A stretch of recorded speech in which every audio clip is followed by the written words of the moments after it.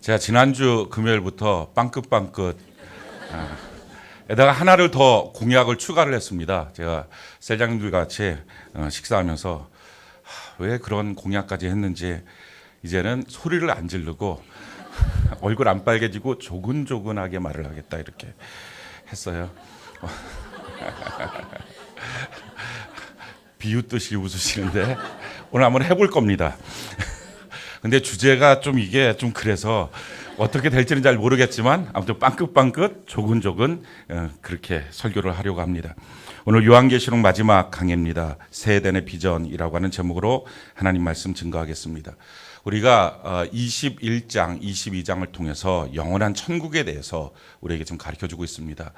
사실은 이것이 요한이 본 것을 썼기 때문에 이것보다 훨씬 더 화려하고 멋진 모습이었을 것입니다. 그런데 지금부터 2000년 전에 요한이 볼 수 있는 한계 속에서 적은 것이다. 이걸 우리가 감안을 하고 아마 이 성경을 보게 되면 아마 이것보다 참 놀라운 곳이 천국이겠구나. 또 어떤 사람들은 천국을 좀 지루한 곳이라고 생각하시는 분들이 있을지 모릅니다. 가면 그냥 맨날 앉아갖고 누워갖고 있고 뭐 생명나무나 먹고 뭐 이렇게 하고 있을 것이다 생각을 하시겠지만 우리 하나님이 만드신 곳은 오늘보다 내일이, 내일보다 모레가 우리가 지금 살면서도 그렇지 않습니까? 오늘보다 내일이 더 기대가 되고 할렐루야. 올해보다 내년이 더 기대가 되고 그럼 천국은 어떨까요? 그것보다 훨씬 더 멋진 곳. 그래서 날마다 신기한 놀라운 하나님의 은혜와 축복이 있는 곳인 줄로 믿습니다. 우리를 그곳으로 지금 초청하고 있는 것입니다. 우리가 지난주에는 이 영원한 천국이 어떤 곳이냐, 위로받는 곳이고 또 놀라운 화려한 곳이고 또 그 천국은 거대한 그러니까 북미 대륙 전체의 길이를 너비, 높이 또 폭 이렇게 되는 굉장히 거대한 곳이 천국이다 하는 말씀을 드렸습니다. 그렇다면 그 천국의 모습은 또 어떨까? 이것이 오늘 이제 내용인데 이 천국의 모습은 에덴 동산입니다. 그러니까 창세기 1장 1절 2장까지 나오는 그 내용이 요한계시록 마지막 장에 다시 회복이 되는 것. 이게 성경입니다. 그러니까 성경이 사실은 창세기를 기록한 저자가 모세라고 흔히들 말을 하는데 요한계시록은 요한이죠. 시대적으로도 이 기록한 시기를 보면 약 4000년의 차이가 있습니다. 그런데 성경 전체가 성령 하나님이 기록하셨다 하는 것을 알 수 있는 것이 하나의 맥락으로 되어 있습니다. 에덴 동산의 핵심이 뭘까요? 생명수와 생명나무. 이게 에덴 동산의 핵심입니다. 그래서 우리로 하여금 에덴 동산에서 범죄하고 쫓겨나고 난 다음에 금지시킨 것, 불칼로 막아놓은 것, 이게 바로 생명나무입니다. 근데 거기가 다시 회복되는 것, 이게 바로 영원한 천국이에요. 우리 영원한 천국에서 그 생명수가 뭔지 우리 한 번도 마셔본 적이 없잖아요. 그 생명나무가 과연 뭔지 우리가 영원히 먹게 될 줄로 믿습니다. 오늘 1절, 2절 우리 같이 한번 읽어볼까요? 1절, 2절 같이 한 목소리 시작. 또 그가 수정같이 맑은 생명수의 강을 내게 보이니 하나님과 및 어린 양의 보좌로부터 나와서 길 가운데로 흐르더라. 강 좌우에 생명나무가 있어 12가지 열매를 맺되 달마다 그 열매를 맺고 그 나무 잎사귀들은 만국을 치료하기 위하여 있더라. 생명수와 생명나무가 있는 곳. 그리고 그것은 3절에 보니까 저주가 없습니다. 그러니까 에덴 동산에서 사람들이 범죄하고 난 다음에 그 범죄한 결과가 저주가 그 땅에 있으면서 가시 원건키가 납니다. 근데 그것이 없어지는 역사가 있게 되고요. 4절에 보니까 그의 얼굴을 보고 에덴 동산에서 하나님 앞에 범죄하고 난 다음에 하나님 앞에 숨죠. 죄는 하나님 앞에 나가지 못하게 합니다.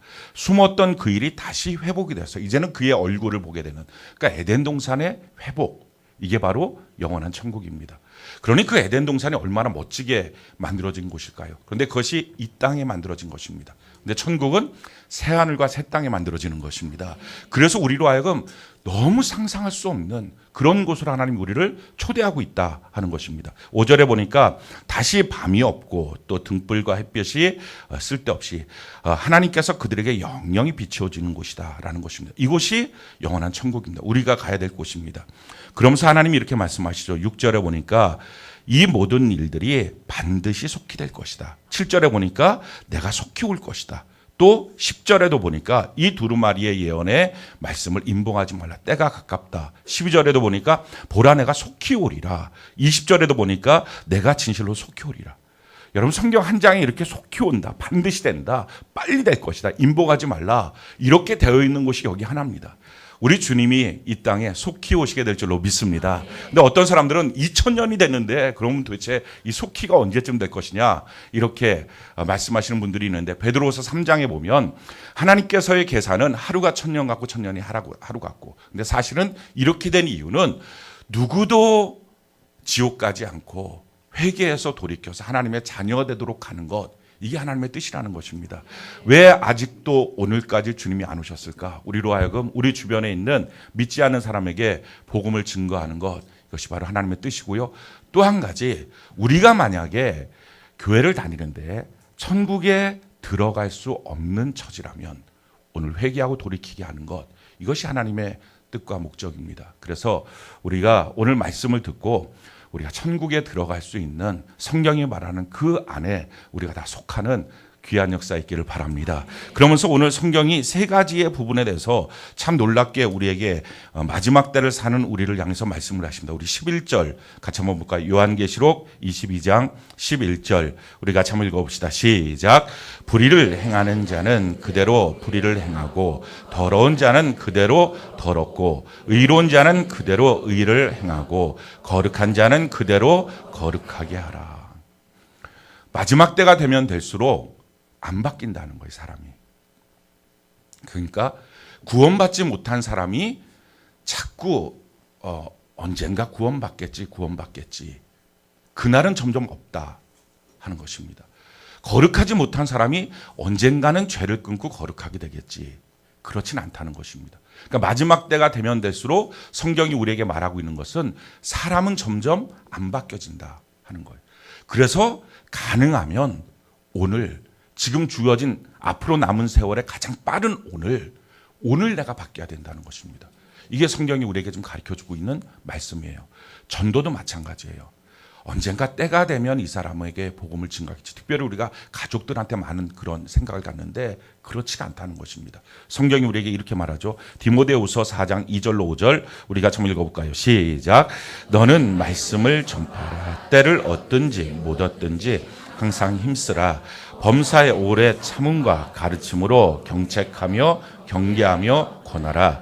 때가 이르리니 사람이 바른 교훈을 받지 아니하며 귀가 가려워서 자기의 사욕을 따를 스승을 많이 두고 또 그 귀를 진리에서 돌이켜 허탄한 이야기를 따르리라.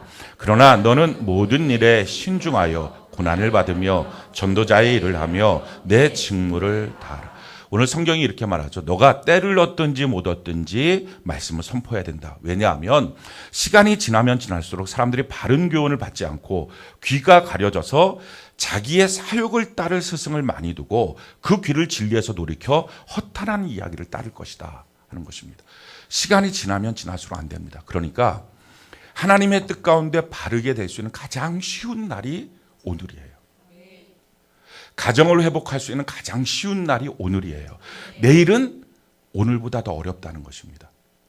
우리가 하나님의 뜻대로 살아가는 일에 있어서 가장 쉬운 날, 그게 오늘이에요. 가족 구원을 이룰 수 있는 가장 쉬운 날, 내 남겨진 생애 가운데 그 중에 가장 쉬운 날이 오늘이에요. 이게 오늘 성경이 우리에게 말씀하는 것입니다. 내가 조금 더 뭔가 헌신하고 내가 조금 더 사랑을 베풀고 언젠가 하나님이 그에게 성령의 때가 되면 그도 들을 거야. 근데 그때는 점점 힘들어진다는 거예요. 그래서 선한 일을 하기에 가장 쉬운 날, 내 남겨진 생애 가운데 그게 오늘이고요. 거룩해질 수 있는 가장 쉬운 날, 그게 오늘이고요. 가족 구원, 축복의 대열에 포함될 수 있는 가장 쉬운 날 오늘이에요. 이게 또한 이렇게 말하고 있죠. 선순환 되든지 악순환 되든지. 지금 뭐라고 말합니까? 불의를 행하는 자는 그대로 불의를 행하고 더러운 자는 그대로 더럽게 되고 의로운 자는 그대로 의롭게 되고 거룩한 자는 그대로 거룩하게 된다 하는 것입니다. 그러니까 선순환, 악순환. 그러니까 내가 지금 어느 이 순환의 위치에 놓여져 있는지 하는 것입니다. 우리 가정은 지금 어디에 놓여져 있는지. 이걸 하나님이 원하는 곳으로 바꾸어 놓는데 가장 쉬운 날, 남겨진 생애 가운데 그게 오늘이에요. 오늘 여러분들이 예배 와서 축복이에요. 이 가장 쉬운 날에 다른 데서 방황하지 않고 예배를 드리고 있으니까 얼마나 우리 안에 결심하기가 쉽겠어요. 또 결심하고 기도해서 주의 능력을 받기가 쉽겠어요. 그래서 오늘 우리가 바꾸는 은혜가 있기를 바랍니다. 두 번째, 오늘 성경이 우리에게 가르쳐주고 있는 것은 14절입니다. 우리 14절 같이 한번 읽어볼까요? 시작. 자기 두루마리기를 빠는 자들은 복이 있으니 이는 그들이 생명나무에 나아가며 문들을 통하여 성에 들어갈 권세를 받으려 함이로다. 자기 두루마기라는 것은 천국에 들어가는 우리에게 주신 하나님의 예복입니다. 이것을 요한계시록 19장에는 선한 행실이라고 말합니다. 그러니 그 나라에 들어가기 위해서 우리에게 요구되는 것은 하나님의 뜻대로 살아가는 삶.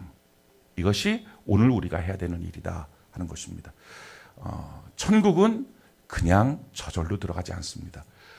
지옥은 가만히 있으면 가는 곳입니다. 근데 천국은 애써야 갑니다. 그래서 성경은 끊임없이 힘써야 된다. 힘써야 된다. 근데 이거를 반대로 생각하고 있어요. 많은 그리스도인들이 천국은 저절로 간다고 생각해요. 따놓은 당산이라고 생각하고요. 지옥은 내가 진짜 힘들게 애쓰고 노력하고 지옥 가기로 작정해야 막 독한 마음을 먹어야 지옥 가는 줄 압니다. 근데 그렇지 않아요. 지옥은 가만히 이제부터 기도 안 하고 가만히 예배 안 드리고 가만히 뭐 그냥 아무튼 가만히 있으면 가만히를 타고 가는 것이 지옥이에요.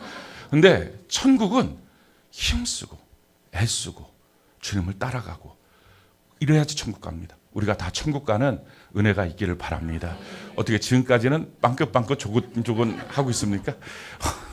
무지하게 지금 애쓰고 있는 겁니다. 이게 힘써야 좋은 설교가 저도 나올 수 있는 거예요. 자, 세 번째 뭐라고 말합니까? 우리 20절 같이 한번 볼까요? 20절 같이 한 목소리 시작. 이것들을 증언하신 이가 이르시되 내가 진실로 속히 오리라 하시거늘 아멘. 주 예수여 오시옵소서. 우리 주님의 재림을 기다려야 한다 하는 것입니다. 근데 주님의 재림을 기다리기 위해서는 우리가 그냥 기다려서는 기다려지지가 않습니다.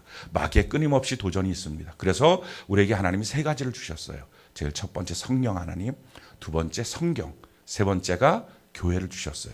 바로 그래서 그걸 17절부터 19절까지 말씀하고 20절에 주님을 사모하면서 기다리라 이렇게 말하는 것입니다. 우리 17절부터 19절까지 우리 같이 한번 읽어볼까요? 시작. 성령과 신부가 말씀하시기를 오라 하시는도다. 듣는 자도 오라 할 것이요 목마른 자도 올 것이요 또 원하는 자는 값없이 생명수를 받으리라 하시더라. 내가 이 두루마리의 예언의 말씀을 듣는 모든 사람에게 증언하노니 만일 누구든지 이것들 외에 더하면 하나님이 이 두루마리에 기록된 재앙들을 그에게 더하실 것이요 만일 누구든지 이 두루마리의 예언의 말씀에서 제하여 버리면 하나님이 이 두루마리에 기록된 생명나무와 및 거룩한 성에 참여함을 제하여 버리시. 성령과 신부가 교회죠. 그 신부가 오라 하면서 18절 19절에 이 두루마리의 예언의 말씀을 감하지도 말고 거기다 덧붙이지도 말라. 그러니까 성령, 교회, 말씀 이거 붙잡고 20절에 속히 오실 주님을 기다리는 것. 이것이 그래서 우리가 이 땅의 신앙생활은 성령과 교회와 성경을 붙들고 살아야 된다 하는 것입니다. 우리가 다 영원한 천국에 우리의 끝이 다 있는 은혜가 있기를 바랍니다. 그래서 오늘 그 영원한 천국에 들어가는 것, 그건 성경에 한마디로 말하고 있어요. 생명책에 기록된 자들 많이 들어간다는 거예요. 그럼 생명책의 기록이 어떻게 하면 되느냐 하는 걸 오늘 말씀드리려고 해요. 이 내용이 사실은 신학적으로는 구원론에 해당되는 것입니다. 오늘 여러분들이 이 말씀을 좀 잘 들으시고 생명책에 기록되는 것이 이거구나 하는 것을 좀 깨달으시면 좋겠습니다. 생명책은 말 그대로 생명이 있는 자가 기록되는 것입니다. 그래서 생명책이에요. 생명이 없는 자는 그 이름이 빠지는 것입니다. 그럼 이 생명이 뭐냐? 이 생명은 예수님이 끊임없이 요한복음에 오셔서 너희에게 생명을 주기를 원한다. 생명을 그때 풍성이 얻는 것이다. 이렇게 계속 생명을 말씀하시는데 이 생명이 죽은 자들에게 말씀하신 게 아니었어요. 지금 살아있는 자들에게 말씀하신 거였거든요. 그러니까 살아있는 자들에게 생명 주기 원한다. 생명 주기 원한다. 그런 점에서 보면 이 생명이 우리 목숨을 말하는 건 아닙니다. 그럼 이 생명은 어떤 생명이냐? 그래서 예수님께서 이것을 특별히 풀어서 영생이라고 말씀하셨어요. 영원한 생명이라는 거예요. 이 영원한 생명이 뭐냐? 이거는 사람으로부터 나온 생명이 아니라 예수님의 생명이라는 것입니다. 예수의 생명, 영생, 이게 있는 사람만이 생명책에 기록되고 이 생명책에 이름이 있어야만 영원한 천국에 들어갈 수 있다 하는 것이 성경 전체의 구원론이에요. 그래서 성경이 우리에게 이렇게 말합니다. 요한일서 5장 11절 우리 같이 한번 읽어볼까요? 시작. 또 증거는 이것이니 하나님이 우리에게 영생을 주신 것과 이 생명이 그의 아들 안에 있는 그것이니라. 하나님이 우리에게 영생을 주셨다. 하나님이 주시는 거예요. 근데 이 영생은 뭐냐? 예수 안에 있는 생명이라는 것입니다. 그러니 예수 안에 동일한 생명을 가져야만 천국에 갑니다. 그래서 성경은 이렇게 말해요. 그가 맏아들이고 우리가 다 형제 자매가 되었다라고 로마서에 말하고 있습니다. 그래야 가는 곳이 천국입니다. 그러니까 생명책은 그냥 생명책이 아니라 예수의 생명을 받은 사람들이 그 생명을 갖고 있는 사람들이 들어가는 곳입니다. 자, 생명이라고 말할 때는 우리가 이해하기 쉽게 말하면 이렇습니다. 세 가지 단계를 걷게 돼요. 태어나야 돼요. 그래야지 생명이 있는 거예요. 안 태어났는데 살아있다라고 말할 수 없어요. 태어나야 돼요. 그럼 태어나면 그 생명이 계속 있어야 되잖아요. 그걸 자라남이라고 말해요. 그래서 완전하게 크는 것, 장성함. 그리스도의 장성한 분량에 이르기까지. 왜? 우리의 생명이 뭐라고요? 예수의 생명이니까. 그러니까 예수와 다른 내가 예수님의 닮은 꼴까지 가는 것. 이게 생명이에요. 이렇게 되는 사람이 가는 곳이 천국이에요. 그러니까 우리가 천국이라고 하는 것을 어떤 사람은 그냥 죽으면 사람들이 좋은 곳 가셨습니다. 근데 좋은 곳인지 나쁜 곳인지 모르면서 무조건 다 좋은 곳 가셨다 그러는 거예요. 성경은 말해요. 좋은 곳에 가는 사람이 드물다는 거예요. 생명길로 가는 사람들의 숫자가 길도 협착하고 가는 사람도 적고 넓은 길로 가는 사람들이 훨씬 더 많다는 것입니다. 그래서 차라리 누가 소천하시고 나면 침묵하는 게 훨씬 좋아요. 어디로 갔는지 잘 몰라요. 그런데 누가 천국 가느냐? 예수의 생명을 가지고 그 예수의 생명으로 살아서 예수님을 닮아갔던 사람이 가는 곳. 이게 천국입니다. 자, 그래서 제일 중요한 제일 첫 번째는요. 태어나야 됩니다. 무엇으로? 예수의 생명으로 태어나야 돼요. 이것을 성경은 거듭남이라고 말해요. 이걸 다른 신학적인 용어로 중생이라고 말해요. 그러니까 거듭남, 중생, 구원받았다. 이게 다 같은 말입니다. 근데 이게 그런 점에서 우리가 중생 거듭났으면 구원을 받은 거예요. 그런데 아직 그 구원은 완성되지 않은 거예요. 이렇게 표현하는 것이 가장 정확한 구원에 대한 이 생명에 대한 말입니다. 누군가 태어났어요. 태어난 건 맞아요. 살아있어요. 근데 아직 그가 완성되지는 않은 거예요. 그게 우리가 살아있는 모습들을 발견하고 말하는 것이랑 똑같은 것입니다. 태어나는 것. 성경이 이것을 이렇게 말하죠. 요한복음 3장 3절 우리 같이 한번 읽어볼까요? 시작. 예수께서 대답하여 이르시되 진실로 진실로 내게 이르노니 사람이 거듭나지 아니하면 하나님의 나라를 볼 수 없느니라. 그러니까 이 거듭난다는 것은요, 우리가 지금 육으로 다 태어나 있잖아요. 그래서 말하고 먹고 행동합니다. 이게 지금 육의 생명, 목숨을 갖고 사는 것입니다. 근데 이것 말고 영으로 한 번 더 태어나야 된다는 거예요. 그래서 거듭난 거, 두 번 태어난 거, born again이라고 영어는 말하는 것입니다. 한 번 태어나면 지옥 가는 거예요. 두 번 태어나면 천국 가는 거예요.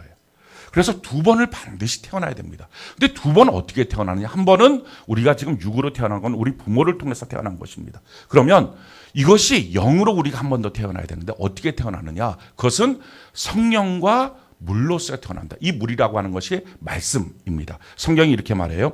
요한복음 3장 5절 우리 같이 한번 읽어볼까요? 시작. 예수께서 대답하시되 진실로 진실로 내게 이르노니 사람이 물과 성령으로 거듭나지 아니하면 하나님의 나라에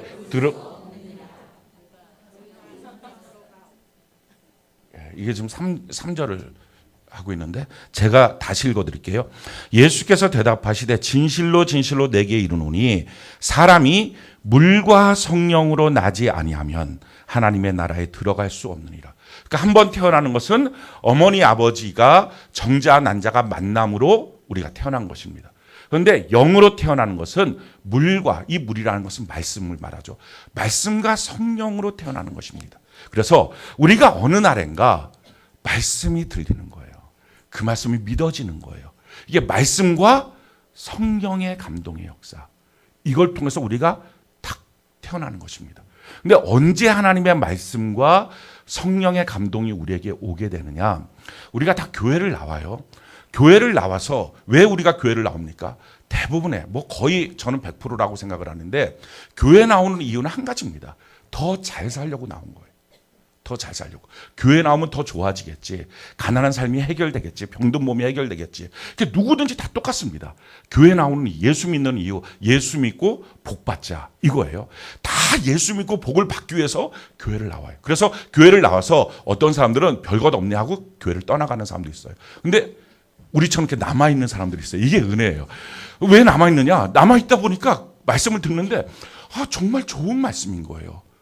교회에서 나쁜 거 안 가르치는 거예요. 정말 좋은 말씀이고, 이것을 내 가정에 적용시키면 너무 잘 될 것 같고, 또 내 사업장에 적용시키면 잘 될 것 같고, 또 기도하면 뭔가 좀 되는 것 같기도 하고, 예배를 드리고 나면 뭔가 복이 좀 오는 것 같고, 예전하고 좀 달라진 것 같고, 그래서 점점 좋아지겠다 생각하고 말씀이 자꾸 깨달아지는 거예요. 그래, 그렇게 한번 살아봐야지 했더니 증거도 좀 나오는 것 같고, 기도했더니 응답도 받고, 뭔가 흐릿한 게 보이기도 하고, 그렇게 하는 거예요. 그렇게 하고 있던 어느 날 자기 자신이 어떤 일 앞에서, 큰일이 아니래도 돼요. 자기 딴에는 큰일은 아닌데 자기 마음에는 그게 느닷없이 너무 큰일처럼 다가오는 거예요. 그냥 속수무책처럼 제가 느껴지는 거예요. 난 뭐지 이게? 그 신앙생활을 제가 성장하면서 잘 자라났다고 생각을 했어요. 자기가 예수 안에서 많이 변화받았다고 생각을 했어요. 근데 어느 날 자기 자신이 똑같은 거예요. 똑같은 게 아니라 더한 거예요. 더 엉망인 거예요. 자기 가정을 돌아보니까 더 형편없어진 거예요. 자기 자신도 마찬가지고요. 예전에는 이 정도는 아니었는데 이제는 정말 어떻게 할 수 없는, 그래서 절대 절망, 이게 느껴지는 거예요. 이게 어떤 큰 사건일 수도 있지만요, 큰 사건이 아닐 수도 있어요. 그냥 남들이 봤을 때 되게 작은 사건인데 자기에게는 너무 큰 사건처럼 여겨지는 거예요. 예를 들어서 저를 보면 미국에 유학을 가겠다고, 제가 원래는 목회하는 게 꿈이 아니었어요. 목사처럼 안 보인다는 사람들 많아요. 제가 그렇게 안 생겼나 봐요. 그런데 교수를 하겠다 그랬어요. 좀 교수같이 보입니까? 근데 아무튼 교수를 하겠다, 신학교 교수를 하겠다. 그래갖고 제가 실력 있게 또 강사로 가르치기도 했어요, 학교에서. 그러고 교수요원이라고. 그래갖고 교수요원이라고 이제 유학을 가겠다고 했는데 비자가 안 나오는 거예요. 신학생들은 미국 가면 안 돌아온대요. 난 돌아올 거거든요. 안 믿어주는 거예요, 나를. 그럼 그게 에이 치사하고 더러워하고 안 가버리면 되는 거예요. 지금 생각해보면 그게 무슨 큰일이겠어요. 근데 너무 이상한 게 그때 당시는요, 그게 하늘이 무너지는 큰일처럼 여겨졌어요. 그래갖고요, 전에도 한번 간증을 했지만 알코올 중독이 되도록 날마다 술을 퍼먹었어요. 이게 술 퍼먹을 일입니까? 그게 전혀 아니에요. 유학을 안 갔다 오면 또 교수가 안 되겠어요? 이 똑똑한 머리를 갖고 충분히 나를 탐낼만 하죠. 그러니까 그렇게 웃지 마세요. 그러니까 이게 충분히 아무것도 아닌데 너무 큰 문제예요. 저는 그때 몰랐어요. 근데 지금 생각해 보니까 그게 성령의 역사예요. 나에게는 인생이 다 망쳐버린 것 같이 여겨졌어요. 그래갖고 거기서부터 어떻게 해야 될지 몰라서 카나다로 갔다가, 카나다에서 그것도 한국 사람들 집회가 아니라 외국 사람들 집회에 참여해서 한국인들이 모여서 예배드리는 것도 예배를 드리기 싫어했던 내가 영어로만 하는 그 집회를 참여해서 하나도 알아듣지도 못하는 그 집회에서 은혜를 받은 거예요. 세상에. 성령을 만나고 예수님 십자가 앞에서 제가 무릎을 꿇는 환상을 보고 그 피가 제 무릎을 적시는 것. 그러니까 예수님의 십자가에 지시는 광경이 다 보여졌어요. 그러고 얼마 전에 예수님의 그 고난에 대한 영화를 보니까 정말 그 영화가 실증을 해서 했다고 하는데 그게 그대로 거의 보여지더라고요. 저는 그때 몰랐는데 채찍이 뭔지가 보여지고요. 그 예수님의 피 흘리심을 봤거든요. 그리고 그 앞에서 무릎을 꿇게 됐어요. 그리고 예수님을 만났어요. 정말 성령의 감동이고요. 그러다 보니까 그날 저는 방언 중에서 여러 가지 종류의 방언이 있는데 그가 영어로 말하는데 저는 영어 실력 굉장히 딸리거든요. 영어로 말하는데 그게 한국말로 들려지는 놀라운 역사를 경험했는데 저만이 아니었어요. 그 집회에 참여했던 많은 사람들이 각 세계 각국에서 왔는데 자기가 갖고 있는 이 헤드폰들을 벗기 시작하는 거예요. 그날. 다 자기 나라 언어로 들려지는 거예요. 저는 사도행전 2장에 있는 서로 다른 나라 말들인데 어떻게 통할까? 이게 말도 안 된다. 그래서 저는 성경을 부인하는 건수들만 너무 많이 찾아봤던 사람이거든요. 이게 그 중에 한 개였어요. 이거 말도 안 된다. 왜냐하면 나는 다른 말을 한다고 해도 그게 다 소통이 될 수 없는 게 내가 예를 들어서 일본어 방언을 한다 하면 중국 사람들은 못 알아들 거 아니에요. 근데 어떻게 그게 다 소통이 될까요? 저 그게 이해가 안 됐는데 그때 이해가 된 거예요. 그는 영어로 말해요. 그런데 거기 있는 사람들이 뭐 프랑스 사람, 한국 사람, 일본 사람, 중국 사람 다 있는데 자기 바로 위에서 그 말이 자기 나라 언어로 들리기 시작하는 거예요. 그러니까 헤드폰을 다 벗기 시작합니다. 그러다가 막 예배 시간에 박수를 치는 거예요. 성령의 역사 가운데. 그런 놀라운 일들을 경험을 했어요. 아, 왜 내가 그것을 절망으로 봤을까? 아무것도 아닌 그 영상 하나가 너! 하고 휙 집어던지는 그게 그래갖고 이게 왜 그랬을까? 저는 그게 또 얼마나 저한테 울분이 됐냐면은 너! 하고 집어던지니까 제가 또 그걸 붙잡고 그 미국 대사관에서 저밖에 없을 것 같아. 욕하고 막 그 유리 깨지지 않는 유리 막 발로 나가서 치고 막 성질이 아주 더러운 성질이죠, 이게. 그러니까 막 깜짝 놀라고 막 그래갖고 쫓겨나오고 그랬어요. 아무것도 아닌 일이 저한테는 절망이었어요. 아, 성령이 그렇게 역사하시는 거예요. 정말 어떤 사람한테는 너무 큰 일일 수 있어요. 또 어떤 사람한테는 너무 작은 일일 수 있어요. 어찌됐든 이게 자기에게는 절대 절망으로 여겨지는 사건이 돼요. 자기가 도저히 살 수가 없는 거예요. 자기의 죄의 문제, 자기의 한계. 이걸 딱 직면하고 났을 때 내가 뭘 갖고 살아야 될지, 내가 살아야 될 용기도 없고 살아야 될 능력도 없고 아무것도 없다는 것이 여겨지는 그날, 거기 캐나다 가서 제가 예수님을 만날 때 그 예수님의 십자가에서 주님이 하시는 거예요. 내가 널 사랑해서 너의 죄를 다 씻어주고 내가 널 사랑해서 내가 십자가에 못 박혀 죽을 때 너도 죽었어. 근데 그 말이 복음이었어요. 저는 그 전에 신학교까지 갔으니, 제가 또 대학부 담당 전도사까지 했으니 얼마나 성경에 대해서 많이 들었겠어요. 들으면서 제가 건성으로 들었겠어요. 깨달은 게 많았겠죠. 그 전에는 깨달은 말씀이었어요. 근데 그날 처음으로 복음이었어요. 기쁜 소식. 제가 죽었다는 그 말이 너무나 저를 행복하게 했어요. 내가 죽었으니까 됐구나. 여러분, 이게 거듭남의 핵심이에요. 육신으로 살던 내가 죽었다는 것을 고백하고 인정하게 되는 날, 영으로 살게 되는 것입니다. 어머니 뱃속에서의 탯줄의 삶이 끊어지는 그날, 이 땅에서의 삶이 시작하는 것처럼 내 안에서 육신의 이 삶의 이 명줄, 이 탯줄에서부터 의지하고 살았던 내가 이게 절망으로 딱 끊어지는 그날 하나님이 보이기 시작하는 거예요. 하나님의 그 사람을 만나는 거예요. 이게 거듭남이에요. 그러니 우리가 신앙생활 하면서요, 다 각자 더 잘 되려고, 더 성공하려고, 더 좋은 일이 있으려고 이렇게 교회를 나오다가 어느 날 자기 자신이 정말 교회 생활에서 자기 한계가 느껴졌을 때, 딱 멈춰 섰을 때, 그때 예수 그리스도 안에서 나는 정말 절대 절망입니다. 완전 타락입니다. 이 말들이 들리는 거예요. 살 길이 없는 그날 너가 죽었어. 예수 안에서 너가 죽었어. 너가 죽으면서 우리가 죄가 어떻게 용서받는지 아십니까? 그냥 죄를 뭐 이렇게 씻어주는 게 아니고요. 죄된 내가 죽은 거예요. 그럼 다 끝이지. 뭘로다가 그거를 죄를 다시 정죄를 하겠어. 그러니까 죄된 내가 죽었으니 나의 저주도 죽어버린 것이고, 나의 질병도 죽어버린 것이고, 나의 가난의 운명도 죽어버린 것이고, 이게 십자가에서 주신 하나님의 놀라운 사건인 거예요. 그래서 이 사건을 통해서, 이 사망의 일을 통해서 드디어 예수 그리스도 안에 새로운 생명을 얻습니다. 이걸 성경이 우리에게 이렇게 말하고 있어요. 로마서 7장 14절로 15절 우리가 한번 읽어볼까요? 시작. 우리가 율법은 신령한 줄 알거니와 나는 육신에 속하여 죄 아래 팔렸도다. 내가 행하는 것을 내가 알지 못하노니 곧 내가 원하는 것은 행하지 아니하고 도리어 미워하는 것을 행합니다. 이게 우리의 삶이었어요.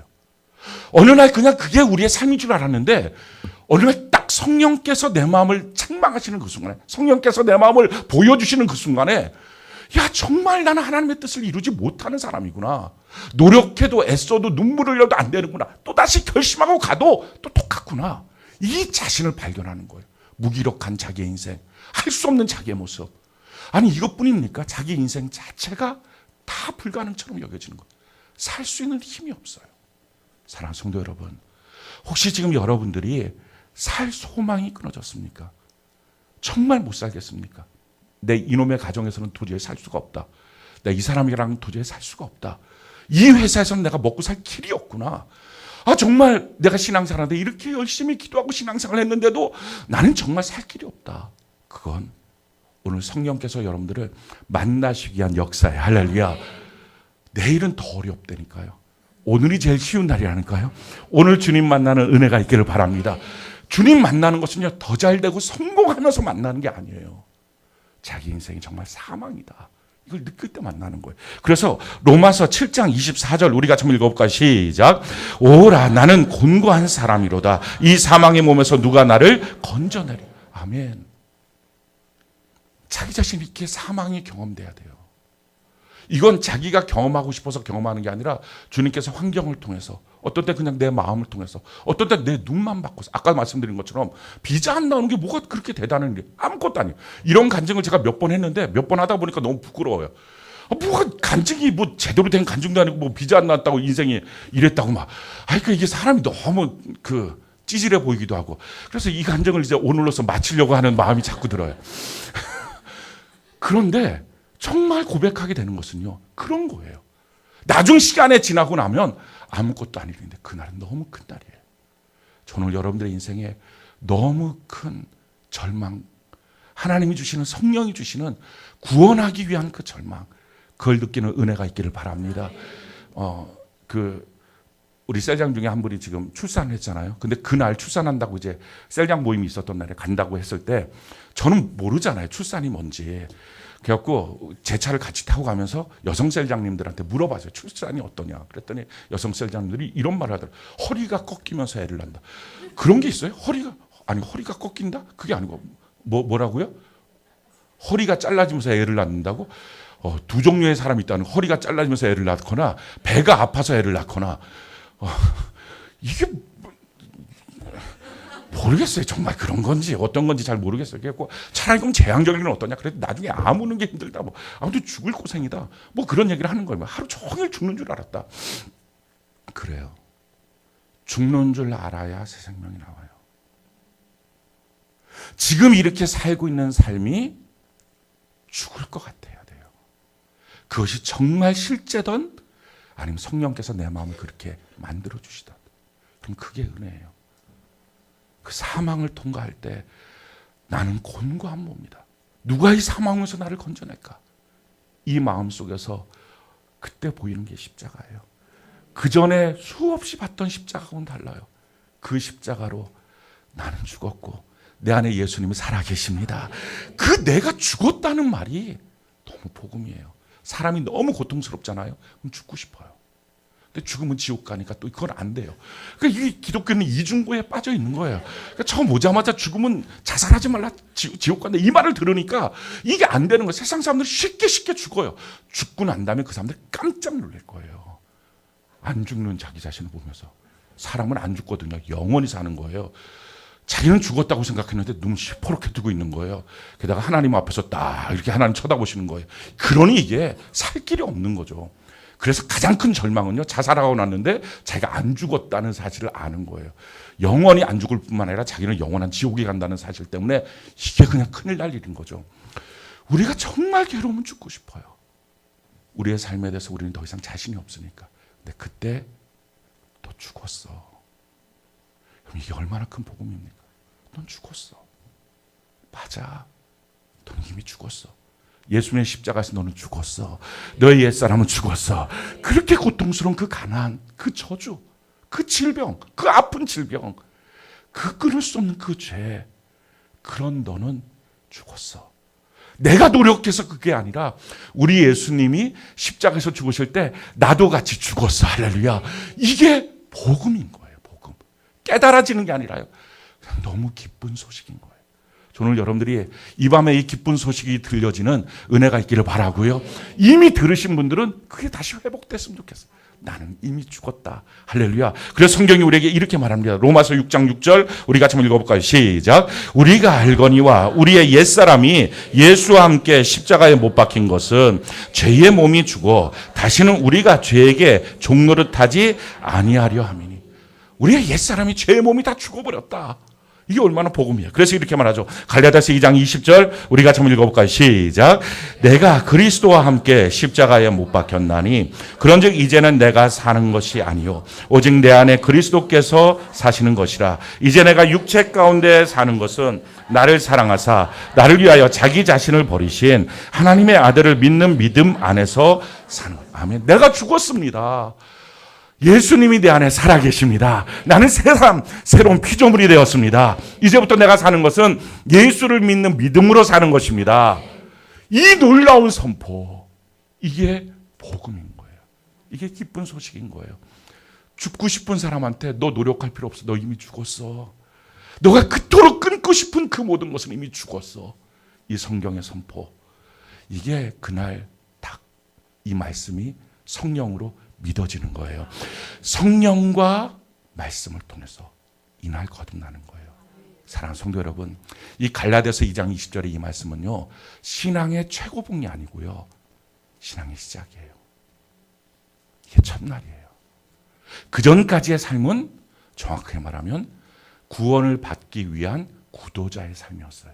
하나님 우리를 그렇게 인도해 가신 거예요. 그러다가 어느 날 성령과 말씀으로, 그러니까 잉태되고 난 다음에 10달 동안 있다가 아이가 나오는 것처럼 어느 날 교회를 나온 그날부터 우리가 주님 안에서, 주 안에서 잉태된 삶을 사는 거죠. 그러다가 정말 마침내 그날이 딱 왔을 때 성령과 말씀으로 이 말씀이 자기에게 복음으로 들어와서 아멘, 주님 고맙습니다. 내가 죽었다는 이 말이 너무 감사합니다. 그날 탯줄은 딱 끊어지고 예수 안에 새 생명이 태어난 거예요. 육으로 태어났던 내가 이제는 거듭난 것, 영으로 태어난 것입니다. 자, 영으로 태어났다는 것은, 그러면 이것은 구체적으로 어떤 일들이 우리 안에 생겼느냐? 내 안에는 전에는 뭐가 있었어요? 종의 영이 있었어요. 그래서 이게 마귀의 종으로 무서워 떨면서 살았던 거예요. 근데 그날 이게 다 몰려나가고 내 안에 아들의 영이 들어온 거예요. 그게 거듭난 거예요. 내 안에 아들의 영, 예수의 영, 예수의 생명이 내 안에 들어오는 거예요. 이게 지금 다 똑같은 표현들입니다. 그래서 성경이 이렇게 말해요. 로마서 8장 15절 우리 같이 한번 읽어볼까요? 시작. 너희는 다시 무소하는 종의 영을 받지 않고 양자의 영을 받았으므로 우리가 아빠 아버지라고 부르짖느니라. 그러니까 그 전에는 우리가 교회 생활하면서도 무서운 거 투성이에요. 그래서 뭐라고 말하면 자기 정죄감 때문에, 열등감 때문에 너무 힘들고, 그리고 또 모여서 또 대적하는 마음이 생겨. 꼭 이렇게 믿어야 돼. 막 이렇게 종처럼 있는 거예요. 그런데 이날 이 종의 영이 떠나가고 아들의 영, 양자의 영이 우리 마음에 들어오는 거예요. 그래서 이게 거듭난 거예요. 성경은 이 거듭남의 사건을 이렇게 표현합니다. 요한복음 3장 6절 우리 같이 한번 읽어볼까요? 시작. 육으로 난 것은 육이요 영으로 난 것은 영이니. 여학생이 대학생이 됐다고 아이를 낳는 게 아니에요. 남자를 알아야 아이를 낳는 거예요. 이건 차원이 전혀 다른 거예요. 대학생이 되면 아이를 낳는 게 아니고요, 남자를 알아야 아이를 낳아요. 우리가 아무리 지식을 많이 가져도 영으로 새로워지는 게 아니라 하나님을 만나야 새로워지는 거예요. 그러니까 육은 육이고 영은 영이에요. 교회 생활 아무리 오래 해서 내가 지식을 갖고 있어도 대학생이 됐다고 아이를 낳는 게 아니라 육은 그냥 육이에요. 아는 거예요. 근데 그 아는 것이 나중에 신앙생활 하게 되면 굉장한 도움이 됩니다. 그런데 그것 말고 하나님을 알아야 돼요. 어떻게? 하나님을 만나는 거예요. 어디서? 십자가에서. 나의 죄를 통해서. 그래서 잘 되는 성공으로 하나님을 만나는 것은 아직 거듭남이 아니에요. 내 죄를 통해서 그 사망 가운데서 견딜 수 없는 모습으로 주님 앞에 나가서 주님의 십자가밖에 없습니다. 예수님의 십자가로 나는 충분합니다. 이것만 있으면 됩니다. 예수님으로 나는 충분합니다. 그게 자기 영이 사는 거예요. 그게 거듭남이에요. 사랑하는 성도 여러분, 그래서 교회 생활하면서 어느 날 자기가 무너지는 그날, 자기의 절대 절망인 그날, 어쩔 수 없는 죄인인 자기의 그날, 이거는요 절망하고 힘들어하고 시험들 날이 아니에요.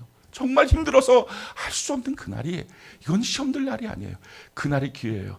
그날 성령 하나님으로 말미암아 맞습니다 주님, 난 어쩔 수 없습니다. 자기의 거죽을 싹 벗어버리고 예수님 십자가 앞으로 나가는 귀한 은혜가 있기를 바랍니다.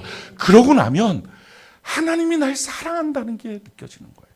그전까지는요 하나님의 사랑을 이렇게 느껴요. 나한테 뭔가를 주면, 기도 응답이 되면 하나님 사랑하는 거예요. 근데 그게 안 되면 하나님은 나한테 참 잔인하신 분, 이렇게 자꾸 느껴지는 거예요. 그러니까 자기에게 있어서 그 하나님이 절대 사랑, 하나님 때문에 나는 참 충분하다, 하나님으로 말미암아 내가 세상 사는 것이 아주 담대하다, 이 마음이 안 드는 거예요. 그런데 거듭남이 되고 나면 이 마음이 드는 거예요. 그래서 성경이 우리에게 이렇게 말합니다. 로마서 8장 31절로 39절 우리 같이 한번 읽어볼까요? 시작.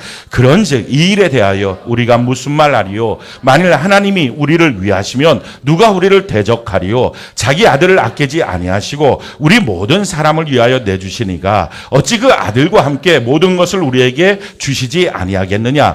누가 능히 하나님께서 택하신 자들을 고발하리요? 의롭다 하신 이는 하나님이시니 누가 정죄하리요? 죽으실 뿐 아니라 다시 살아나시니가 그리스도 예수시니 그는 하나님 우편에 계신 자요 우리를 위하여 간구하시는 자시니라. 누가 우리를 그리스도의 사랑에서 끊으리요? 환난이나 곤고나 박해나 기근이나 적신이나 위험이나 칼이랴. 기록된 바 우리가 종일 주를 위하여 죽임을 당하게 되며 도살당할 양같이 여김을 받았나이다 함과 같으니라. 그러므로 이 모든 일에 우리를 사랑하시는 이로 말미암아 우리가 넉넉히 이기느니라. 내가 확신하노니 사망이나 생명이나 천사들이나 권세자들이나 현재일이나 장래일이나 능력이나 높음이나 기쁨이나 다른 어떤 피조물이라도 우리를 우리 주 그리스도 예수 안에 있는 하나님의 사랑에서 끊을 수 없는 것.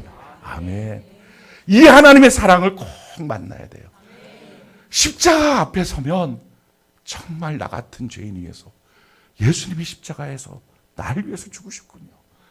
그게 너무 고맙고 너무 감사하고, 그뿐만 아니라 내가 거기서 죽었군요. 이게 너무 감사하고, 그 하나님의 그 사랑 때문에 평생 살면서 그 사랑을 잊지를 않는 거예요. 이 사랑이 있어야 그 다음에 있어서 자라남의 과정 속에서 열등감에 빠지지 않아요. 오늘날 교회 생활하는 사람들, 많은 사람들이 이 사랑을 만나지 못했기 때문에 설교를 듣다가 주눅을 들어요. 이 사랑을 아직 만나지 못했기 때문에 설교를 듣다가 자기 열등감에 빠져요. 자기 정죄감에 빠져요. 이 사랑을 만나야 돼요. 어디서 만나는 거예요? 십자가에서. 근데 그 사랑을 자꾸 성공해서 만나려고 하니까, 자기의 기도의 응답에서 만나려고 하니까, 문제 해결해서 만나려고 하니까 아직 자꾸 자기 인생에 대한 가능성 자꾸 거는 거예요. 그게 아니고요. 거기서 걸면 안 돼요. 그래서 자꾸 하나님께서 거기다 걸려고 하니까 더 틀고 더 망가뜨리고, 심지어 여기까지 망가질 수 있나? 여기가 이제 바닥인가 보다. 그러면 지하 1층이 있고, 그건 왜냐하면 그렇게 하나님 끌고 가려고 해서 끌고 가는 게 아니에요. 거기서 좀 멈춰 서야 되는데, 난 아닙니다 이래야 되는데 너무 끈기가 강한 거예요. 자기 육신에 대한 끈기가. 이 끈기를 좀 제거하는 은혜가 있기를 바랍니다. 이걸 통해서 지금 뭐 한 거예요? 태어난 거예요. 사랑하는 성도 여러분, 오늘 이 밤에 혹시 여러분들이 아직 태어나질 않았으면 태어나야 돼요. 태어나야 그 다음번부터 뭐가 되는 거예요. 태어나지도 않았는데 뛰어라, 걸어라, 먹어라, 이게 다 너무 힘든 일이에요. 오늘 예수 안에서 새롭게 태어나는 은혜가 있기를 바랍니다. 이미 태어나신 분들은 아 맞아, 내가 태어났어, 태어났다는 사실 앞에 감사하는 귀한 역사 있기를 바랍니다. 그 절망 가운데 예수님 십자가가 내게 기쁜 소식이었어. 깨달아진 게 아니고요. 정말 주님 없었으면 내가 어떻게 살까? 주님 없었으면 내가 그 절망 속에서 나는 과연 뭐가 됐을까? 이게 복음이거든요. 그 경험 다시 회복하는 은혜가 있기를 바랍니다. 근데 그 경험 속에 있어도 어떤 분들은 똑같이 죄를 짓는데요, 죄가 없어진 게 아닌 것 같은데요, 이런 분들이 있어요. 그 죄가 지금 어디 있느냐? 전에는 그 죄가 어디 있었어요? 내 안에 있는 이 무서워하는 종의 영 안에 있는 거예요. 그게 죄가 나하고 생명이 하나가 돼버린 거예요. 죄 장아찌였던 거예요. 근데 거듭나면서 이 안에 있는 종의 영이 빠져나갔어요. 그럼 그 죄가 여전히 어디에 있습니까? 우리가 여전히 죄를 짓잖아요. 그게 육신에 있어요. 그래서 성경을 보면 세 종류의 사람이 등장을 하는 거예요. 육에 속한 사람, 육신에 속한 사람, 영에 속한 사람. 성경이 이렇게 말하고 있습니다.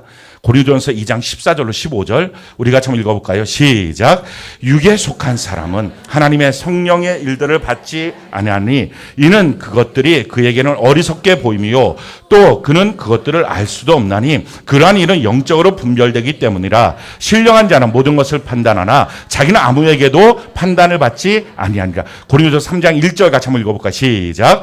형제들아 내가 신령한 자들을 대함과 같이 너희에게 말할 수 없어서 육신에 속한 자 곧 그리스도 안에서 어린 아이를 대함과 같이 하노라. 그러니까 여기서 보면 육에 속한 사람, 육신에 속한 사람, 신령한 자, 영에 속한 사람 이렇게 세 분으로 나누고 있어요. 육에 속한 사람 그냥 육만 있는 거예요. 근데 이 육만 있고 무서워하는 종의 영만 있었던 이 사람이에요. 죄 장아찌로 그냥 있는 거예요. 죄하고 자기가 분리가 안 돼요. 이 사람이 예수 그리스도 안에 태어나는 거예요. 자기의 절대 절망 가운데 십자가를 만나서 태어나는 것입니다. 태어나게 되면 뭐가 되느냐? 자기 안에 아들의 영이 들어왔어요. 할렐루야. 근데 아들의 영이 들어와서 하나님의 사랑을 압니다. 그럼에도 불구하고 자기의 육체는 뭐예요? 옛날에 살고 있었던 자기의 육체예요. 영만 바뀐 거예요. 그런데 이 육은 관성의 법칙이 작용해요. 그러니 이 육신에 속해서 죄를 또 짓는 거예요. 이 여기서 짓는 이 죄는 전에 지었던 죄하고는 달라요. 전에는 내 안에는 영이 작동해서 지었던 죄이기 때문에 죄를 이길 수가 없는 거예요. 근데 이제는 거듭나고 난 다음에도 똑같은 죄를 짓습니다. 근데 이제는 육신에 속한 거라서 이 육신은 어떻게 하면 돼요? 절제를 하면 돼요. 죄를 이길 수 있는 사람으로 바뀌어진 거예요. 이걸 자꾸 마귀가 속여요. 너 또 죄 짓잖아. 너가 무슨 구원받았어? 아니잖아. 아니에요. 달라진 거예요. 똑같은 죄를 짓지만 영 안에서 짓는 이 죄와 육신에 속하여 짓는 죄가 다른 것입니다. 그래서 하나님께서는 우리에게 하나님의 뜻과 계획과 소원을 주셨어요.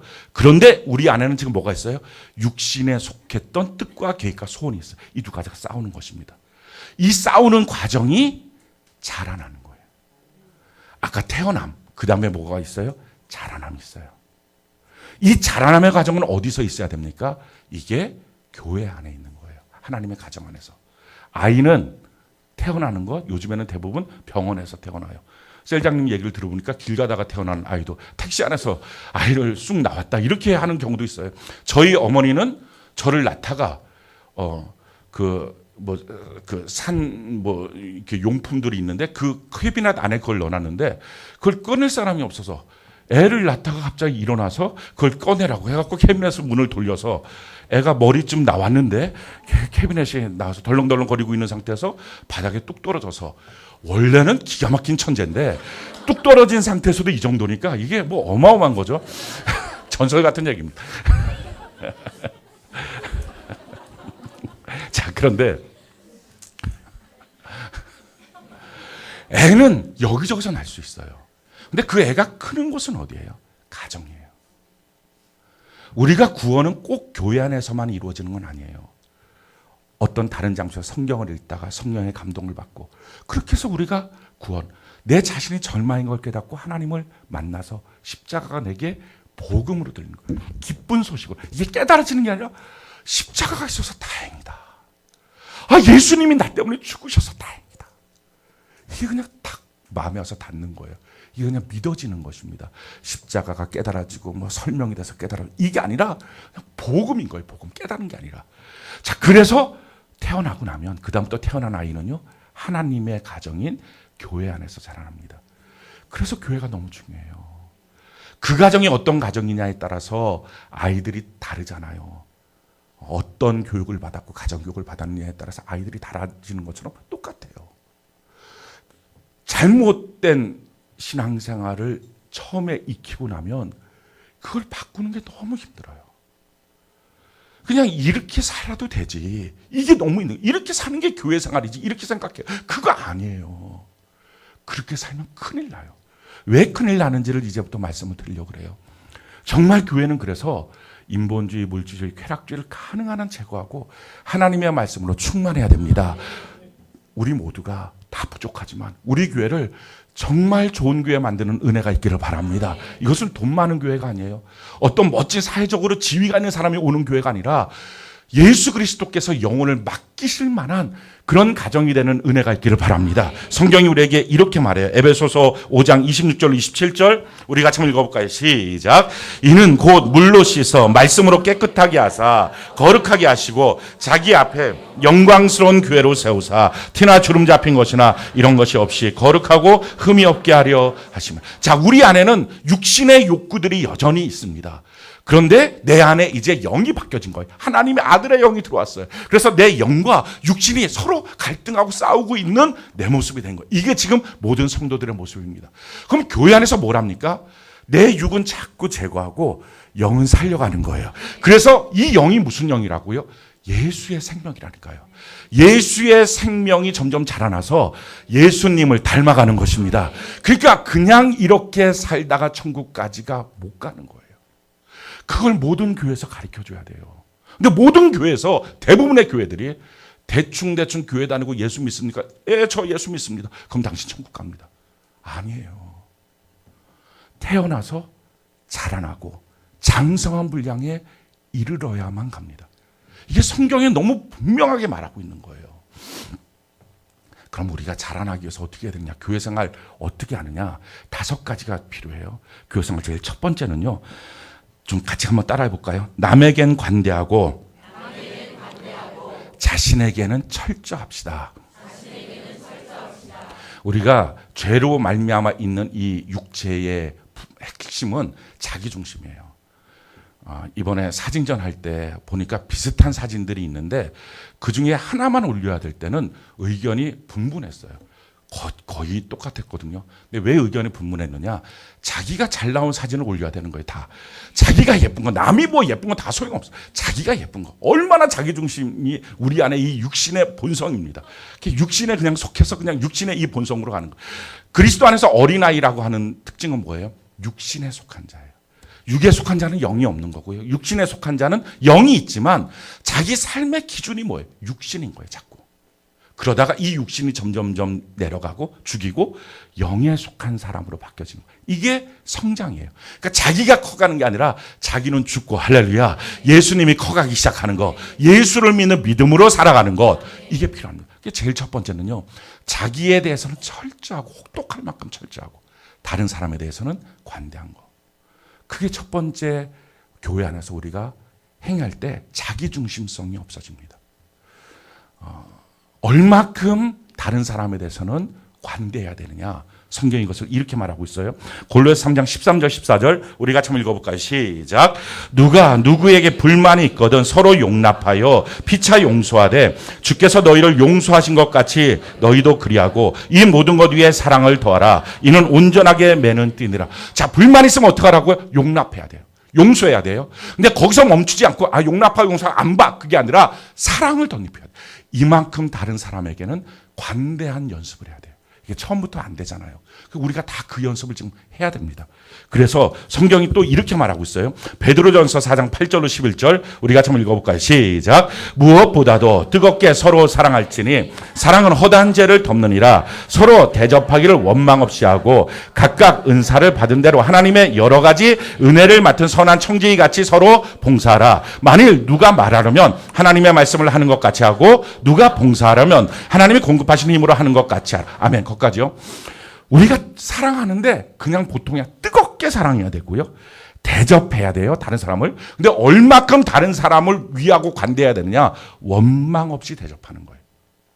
그리고 봉사할 때 다른 사람을 위해서 봉사할 때는 청지기 같이 봉사하는 거예요. 청지기가 뭐예요? 종이에요.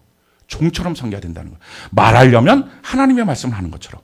봉사하려면 하나님 공급하시는 힘으로 하는 거예요. 이만큼 다른 사람한테 관대해야 하는 거예요. 이 연습을 해야 돼요. 그러면서 자기 자신에 대해서는 아주 철저하고 혹독해야 됩니다.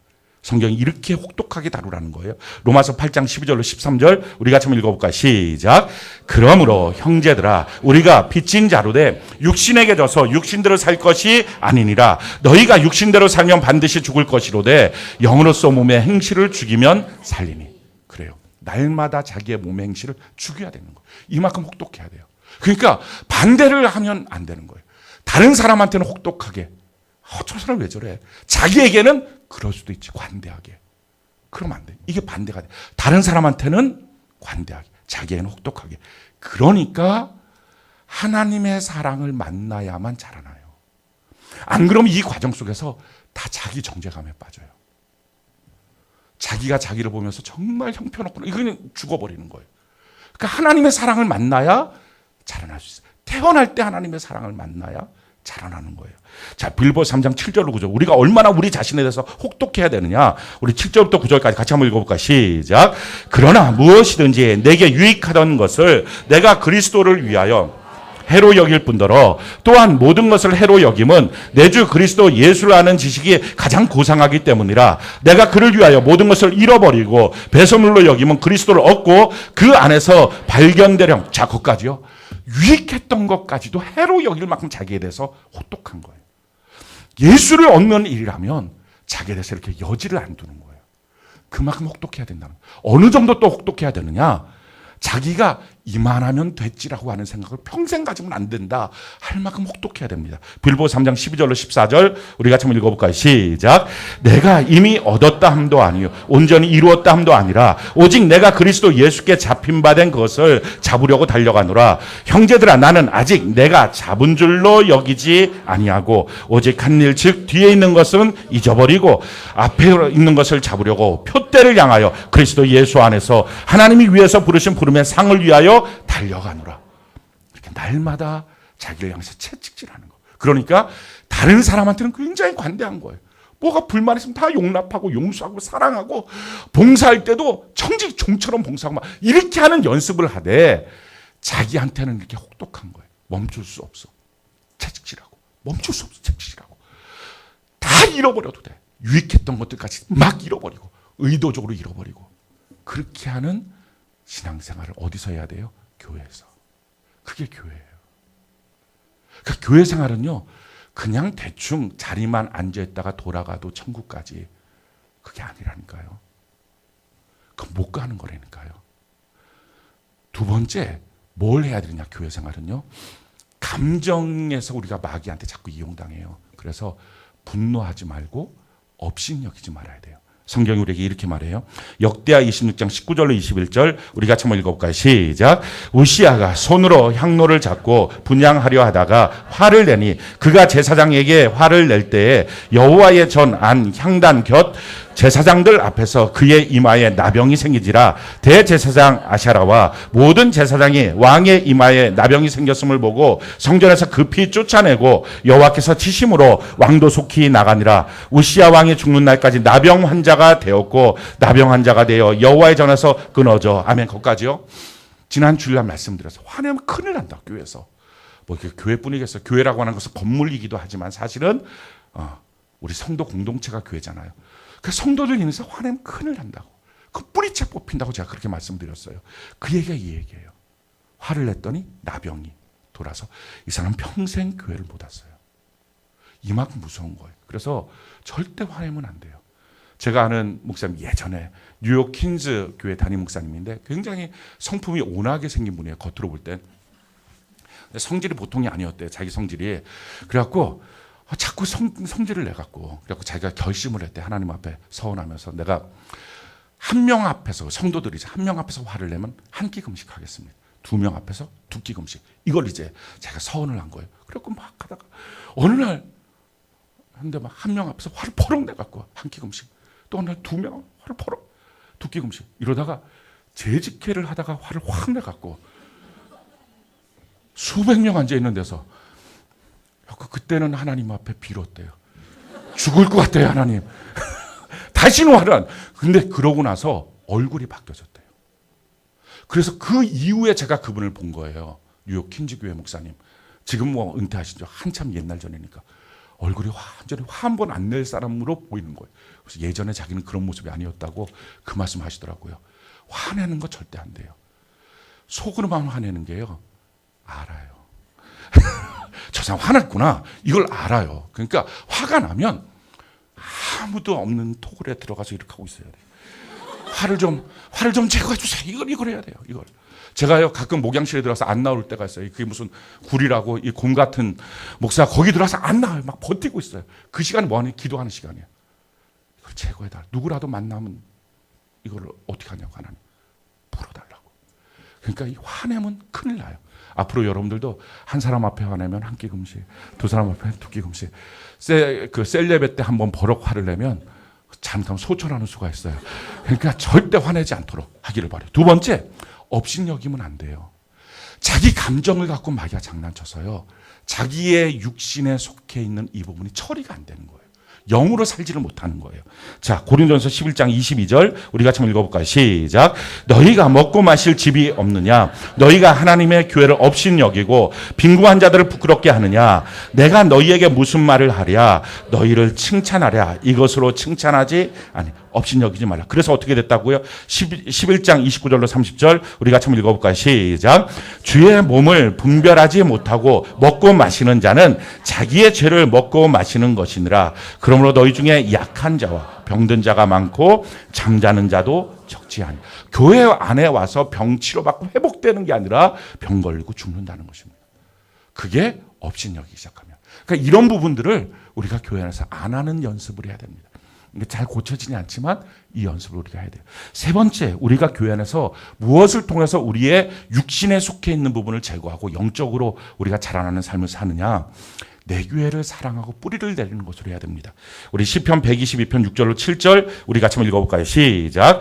예루살렘을 위하여 평안을 구하라. 예루살렘을 사랑하는 자는 형통하리로다. 내 성 안에는 평안이 있고 내 궁중에는 형통함이 있을지어다. 교회 안에 다 있어요. 교회를 향하여 우리가 기도하고 평안을 구하면 거기서부터 우리의 삶의 모든 형통함을 하나님이 다 주시는 줄로 믿습니다. 그래서 제일 중요한 것은요, 교회 안에 우리가 뿌리를 내려야 돼요. 왜 자꾸 뿌리 내리라 하느냐? 교회 생활의 핵심이 뭐라고요? 내 육신은 죽고 영이 사는 것입니다. 이걸 바꾸는 과정이 쉽겠어요? 안 쉽죠. 힘들죠. 그러니까 교회 생활은요, 본질적으로 힘이 들어요. 어느 정도 힘들어요? 자기가 죽을 만큼 힘들어요. 육신의 삶이 죽을 만큼 힘들어요. 근데 그만큼까지 안 느껴지는 이유는 하나님의 은혜 때문이에요. 근데 그러다가 어느 날 은혜가 벗겨지는 순간에 못 살겠다고 하는 거예요. 저희 여러분들이 평생에 은혜 가운데 머무는 귀한 복이 있기를 바랍니다. 그래서 골로새서 2장 6절로 7절 우리 같이 한번 읽어볼까요? 시작. 그러므로 너희가 그리스도 예수를 주로 받았으니 그 안에서 행하되 그 안에 뿌리를 박으며 세움을 받아 교훈을 받은 대로 믿음에 굳게 서서 감사함을 넘치게. 은혜 어떻게 받습니까? 은혜의 보좌 앞에 담대히 나가는 것입니다. 그래서 자꾸 예배를 드려야 될 이유가 주일만 드렸다가는요, 어느 날 자기의 은혜가 자기의 삶보다 못 미칠 때는 자기가 드러나는 순간에 교회 때문에 못 살 것 같아요. 근데 그게 교회가 힘들게 하는 게 아니고요. 교회 안에서 자기가 자라나야 돼서 그래요. 근데 오늘날 많은 교회들이 그걸 안 해요. 안 하고 그냥 대충. 그러다 보니까 어떻게 됩니까? 육신에 속해 있는 부분들이 처리가 안 되는 거예요. 그게 문제가 되는 거예요.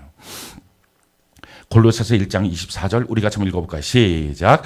나는 이제 너희를 위하여 받는 괴로움을 기뻐하고 그리스도의 남은 고난을 그의 몸된 교회를 위하여 내 육체에 희생하는 거예요. 그게 내 교회로 삼는 거예요. 여러분들의 교회 생활에 더 참여하기를 바랍니다. 더 헌신하기를 바랍니다. 그러면 내 교회가 돼요.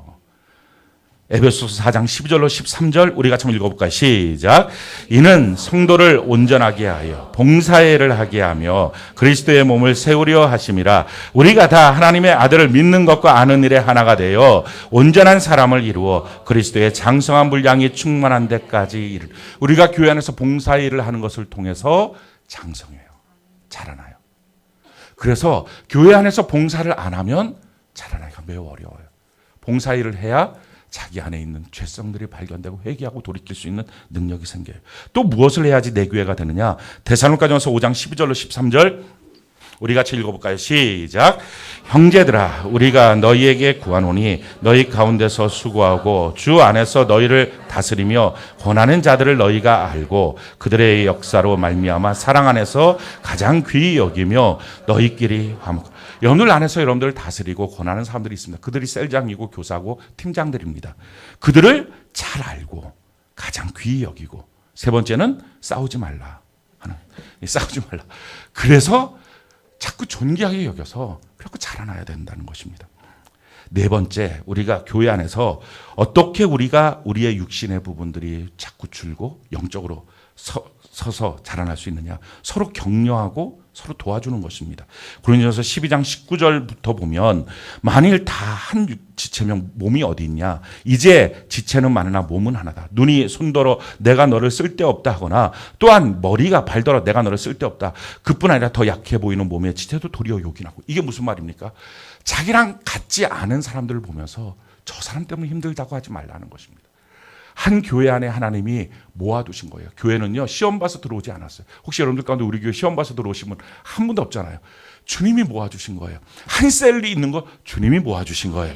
그래서 한 셀이 우리가 다 지역으로 모여 있어요. 성향으로 모이지 않아요. 셀장들 앞에 쭉 세워놓고 원하는 사람들 그 셀로 가서 붙으십시오. 이렇게 안 해요. 왜 지역으로 하느냐? 이유가 있습니다. 사도행전 17장에 보면 우리가 이사를 하는 것은 우리가 하는 것 같지만 하나님의 뜻이라는 거예요. 거기서 뭐 하라는 거예요? 하나님을 더듬어 발견하라는 것입니다. 그래서 이사하면 셀로 옮기게 해요. 아주 특별한 경우가 아니면. 그래야만 성장할 수 있어요. 자라나는 거예요, 믿음이. 그러니까 그렇게 하는 일들을 통해서 이 교제권 안에 서로 들어가서 서로 존중히 여기고 서로 사랑하고 세워주고 그렇게 하면서 너랑 나랑 다르다. 이것 때문에 그를 향해서 끊어놓는 게 아니라 다르니까 우리가 한 몸이야. 넌 그렇게 생각하는구나. 난 이렇게 생각하는데 그래서 너랑 나랑 한 몸이야. 손하고 눈하고 같으면 이게 뭐겠어요. 이렇게 하면 다 보인다. 이렇게 하면 이게 뭐가 되겠어요. 그러면 안 된다는 거예요. 손은 손이고 눈은 눈이어야 된다는 거죠. 그러면서 하시는 말씀이 뭡니까? 26절 우리 볼까요? 고린도전서 12장 26절 우리 같이 한번 읽어봅시다. 시작. 만일 한 지체가 고통을 받으면 모든 지체가 함께 고통을 받고 한 지체가 영광을 얻으면 모든 지체가 함께 즐거워합니다. 이게 교회가 한 몸이라는 거예요.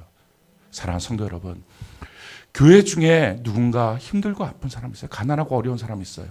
그런데 가난하구나 어렵구나 말만 하면 안 된다는 거죠. 도와줘야 돼요. 세워줘야 돼요. 성경은 이렇게 말하고 있습니다. 마태복음 20장에 보면 천국이 어떤 곳이냐. 한 데나리온을 주고 포도원에 가서 일하라고 한 곳이 천국이다라는 거예요. 그래서 아침 9시에 나가서 사람들 데리고 가서 일을 시켜요. 12시에 또 나갔어요. 사람들 또 12시에 데리고 와요. 뭐 3시에 있어요. 4시에 있어요. 6시면 일이 끝났는데 5시에 가서 데리고 왔어요. 그래서 1시간만 일하고 앞에 있는 사람은 9시부터 일했으면 많이 일했겠죠.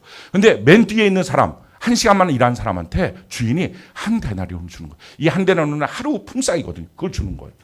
그랬더니 9시에 왔던 사람 기대를 한 거예요. 저 사람이 한 데나리온, 나는 한 2데나리온 정도 되겠다. 기대를 한 거예요. 근데 자기한테도 한 데나리온 준 거예요. 그럼 이 사람들이 화를 냈다는 거예요. 주인한테. 그랬더니 주인이 뭐라 그러냐면은 야, 원래 너 한 데나리온 주기라고 온 거잖아. 내 거 갖고 내가 줬는데 너 왜 화를 내? 하면서 그 얘기가 끝나요. 그런데요. 이 내용의 핵심이 뭐예요? 천국은 어떤 곳이라고요? 관계가 달라지는 곳이 천국이에요. 교회가 하나님의 나라면요. 관계가 달라져야 돼요. 만약에 9시에 왔던 사람이 보니까 자기 아버지가 일을 못하는 거예요. 그래갖고 자기는 불려와서 일을 하는데 아버지는 일을 못해. 그걸 일해야 품삯을 갖고 먹고 사는데 아버지는 어떡하지? 자기 동생이 떠오르는 거예요. 동생이 그런 거예요. 근데 보니까 12시, 3시, 5시에 자기 아버지하고 자기 동생이 온 거예요. 너무 감사하다. 그래도 일하니까 자기는 한 대라는 받지만 이 사람은 뭐 한 대라는 보다 한 10분지 일 정도 받겠지. 그래도 그거 갖고 가면 먹고 살겠지. 그런데 한 데나리온을 그에게 준 거예요, 주인이. 그럼 어떡할까, 이 사람은? 자기가 한 데나리온 받으면서 5시에 와서 한 데나리온 받은 사람을 향해서 주인을 향해서 감사하겠죠. 고마워요. 감사해요. 천국은 어떤 곳이라고요? 정말 형제 자매예요. 그렇게 봐야 돼요. 그 사람을 남으로 보면 도와줄 수 없어요. 그 사람 내 딸로 보여야 돼. 그 사람 내 어머니로 보여야 돼. 내 아버지로 보여야 돼. 그러면 섬길 수 있어요. 물론 도와주는데도 지혜가 필요합니다. 목사는 잘 안 되는 것 같아요. 성경에도 보니까 목사님들이 도와주려고 그러다가 교회가 분란이 일어났어요. 그래서 그걸 집사님들한테 맡긴 거예요. 그러니까 이게 그런 부분에 특별하게 공평하게 잘하는 지혜 있는 사람이 있겠죠. 그렇지만 원리는 뭐예요? 형제 자매예요. 말만 형제 자매가 아니라 정말 자기 아들처럼 자기 딸처럼 보면 그의 아픔이 느껴져서 서로 도울 수 있어요. 이게 교회라고요. 그래서 교회를 이렇게 말합니다. 히브리서 10장 24절 25절 우리 같이 한번 읽어볼까요? 시작. 서로 돌아보아 사랑과 선행을 격려하며 모이기를 피하는 어떤 사람들의 습관같이 하지 말고 오직 권하여 그날이 가까움을 볼수록 더욱 그리하자. 그렇습니다. 서로 격려하고 서로 사랑해 주는 것. 사도행전 4장 32절로 35절 놀라운 하나님의 기적의 축복이 있어요. 이렇게 쓰여져 있습니다. 우리 같이 한번 읽어볼까요? 시작. 믿는 무리가 한 마음과 한 뜻이 되어 자기 재물을 조금이라도 자기 것이라 하는 이가 하나도 없더라. 사도들이 큰 권능으로 주 예수의 부활을 증언하니 무리가 큰 은혜를 받아 그 중에 가난한 사람이 없으니 이는 밭과 집 있는 자는 팔아 그 판 것의 값을 가져다가 사도들의 발 앞에 두매 그들이 각 사람의 필요를 따라 나누어 주며. 놀라운 하나님의 가난이 없게 하는 축복을 주셨어요. 이것은 하늘에서부터 뭐가 돈이 뚝뚝 떨어진 게 아니고요. 그 공동체에 있는 사람들이 자기 재산을 다 갖고 온 거예요. 그래서 필요에 따라서 나눠준 거예요. 그래서 초대교회는 가난한 사람이 없었어요. 사랑하는 성도 여러분, 그렇게 다 나눠줘서 우리의 물질이 제로가 될 때 하늘로부터 축복의 문이 열리는 거예요. 우리 욕심은 그대로 가득 있고 그래서 나는 더 가져야 되겠고 그 사람의 가난함의 그 문제, 돈이 없는 그 문제, 병든 그 문제에 대해서는 전혀 공감할 수 없다면 그거는 교회 생활이 아니에요. 그런 이기성을 버리는 과정, 이게 교회예요. 그래야 교회 안에서 우리가 점점 자기의 육체의 부분들이 없어지고 영적인 부분이 크는 것입니다. 마지막 5번째, 교회 생활을 어떻게 해야 되느냐? 그것은요, 서로 권면해서 죄를 이기는 것입니다. 갈라디아서 5장 19절로 21절 우리 같이 한번 읽어볼까요? 시작.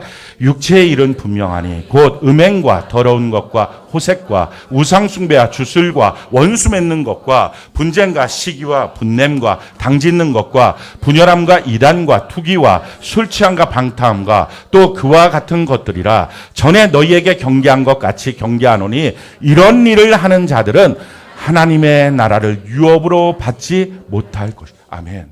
자, 봐요. 아까도 계속 말씀드렸지만 우리가 자라나지 않으면, 자라난다는 말이 뭐죠? 육신에 속해 있는 내가 영에 속한 사람으로 바뀌는 것입니다. 육신의 부분이 자꾸 제거가 되고 영적인 부분을 크는 것입니다. 교회에서 이걸 한다는 거예요. 왜 이걸 안 하고 그냥 내버려 두면 안 되느냐? 오늘 한국교회의 가장 큰 타락은 교회에 오는 성도들 예배만 들으십시오. 자리만 앉았다 가십시오. 그것만 해도 대단한 복입니다. 이렇게 가르쳐놨어요. 그래서 다 교회 안에서 지옥 가요. 왜 그러냐? 지금 이 말씀 때문에 그래요. 그렇게 하는 육체의 일을 그대로 갖고 평생 교회 생활하고 있었으면 하나님의 나라를 유업으로 받지 못하는 거예요. 안 자라나서. 이게 문제예요. 사랑하는 성도 여러분, 우리가 육신의 이 소원이 있어요. 하나님이 내게 주신 영의 소원이 있어요. 하나님의 소원이 있어요. 이 두 개 항상 있다 그랬어요. 그래서 어느 소원이 결국 크느냐?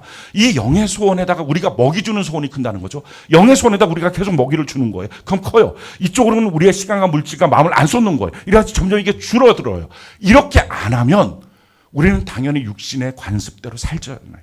이렇게 살게 되면 이게 문제가 어떻게 되는 거죠? 결국은 내 시간과 물질과 내 하루하루의 삶이 육신을 위해서 사는 거예요. 그렇게 살면 어떤 문제가 생겨요? 하나님이 나보고 살라고 하는 뜻을 못 살아요. 그럼 이런 문제가 생기는 거예요. 마태복음 7장 21절 우리 같이 한번 읽어볼까요? 시작. 나더러 주여 주여 하는 자마다 다 천국에 들어갈 것이 아니요 다만 하늘에 계신 내 아버지의 뜻대로 행하는 자라야 들어간. 아멘. 하나님의 뜻대로 행하는 거예요. 그게 두루마기를 빠는 거예요. 그래서 교회 생활이 너무 중요해요. 어떤 교회 안에 있는지. 그 어느 교회들은요, 가서 앉아만 있으면 된다. 졸다 깨다 다 상관없다는 거예요. 예수 믿냐? 아, 저 예수 믿어요. 아, 당신 구원받았다. 그냥 무조건 천국 가는 거예요. 심지어 어느 교회는 당신은 지옥 갈래? 지옥 갈 수가 없다. 막 이렇게 말해요. 그렇게 해갖고 그냥 멀쩡하니 있는 거예요. 평생 사는 동안 예수를 이용해서 자기가 원하는 자기의 육체의 소원만 이루고 살아요. 그래서 교회를 통하여 지옥에 가요. 오늘날 너무 많은 사람들이 그렇게 사는 거예요. 성경은 너무 분명하게 그렇게 살면 하나님의 나라를 가지 못한다. 그렇게 살면 아버지 하나님의 뜻대로 살지 않았기 때문에 못 들어간다. 예수님이 너가 선지자 노릇했든지 능력을 했든지 다 소용없다. 난 너 도무지 알지 못하겠다 하신다는 겁니다. 그래서 교회 안에서 우리의 죄의 문제, 육체에 의존하는 이 육신의 소원의 문제, 이게 자꾸 줄어가야 돼요. 자꾸 줄어가요. 우리 평생에 사는 동안 줄어가야 돼요. 할렐루야. 그래서 우리 안에 세 종류의 연약함들이 있어요. 어떤 사람들은요, 음행, 더러운 것, 호색, 여기에 그러니까 성적인 부분에 약해요. 똑같은 사람인데, 교회 안에 있는데. 또 어떤 사람은요, 관계의 다툼, 갈등에 약해요. 우상 숭배, 주술, 원수 맺는 거, 분쟁, 시기, 분냄, 당짓는 거, 분열, 이기, 투기. 이거에 약해요. 그러니까 좀만 있으면 화가 우르르 나고 다투고 싸우고, 여기에 너무 약한 사람이 있어요. 세 번째 종류의 사람들은요, 술 취한 방탕함, 세상 재미에 너무 약해요. 지금 저와 여러분들이 각각 지금 자기가 어디에 특별히 약한지를 알아야 돼요. 그리고 그 부분을 놓고 하나님 앞에 내가 이 부분이 문제가 있습니다. 주님, 이 부분이 내가 처리돼야 되겠습니다 하고 그걸 자꾸 처리하셔야 됩니다. 나머지 뭐 이 세 가지가 다 약한 사람들은 그다지 많지는 않을 거예요. 이 중에 한 가지 부분 정도가 더 심각하게 약한데, 그 약한 부분을 놓고 기도하고 이걸 처리하셔야 됩니다. 어디서? 교회 안에서. 언제까지? 내가 주님 만나러 가는 그날까지. 그런데 아까도 말씀드렸죠, 오늘이 제일 쉬운 날이라고. 내일은 오늘보다 더 어렵다고. 모레는 내일보다 더 어렵다고. 내년쯤에 이 문제를 처리해야지. 그건 굉장히 어려워지는 거예요. 오늘 처리합시다. 이 문제를 놓고 하나님께 기도하는 거예요. 그래서 자꾸 이기셔야 합니다. 성경이 우리에게 이렇게 말해요. 요한일서 3장 9절 우리 같이 한번 읽어볼까요? 시작. 하나님께로부터 난 자마다 죄를 짓지 아니하나니 이는 하나님의 씨가 그 속에 거함이라. 그도 범죄하지 아니하는 것은 하나님께로부터 났습니다. 그래, 우리가 예수 그리스도 안에서 태어났어요. 태어나고 나면 우리 안에 뭐가 있다고요? 아들의 영이 있어요. 하나님의 씨가 있어요. 그게 있는 사람들은 예전에는 내 영 자체가 죄와 완전히 뒤섞여져서 죄 장아찌예요.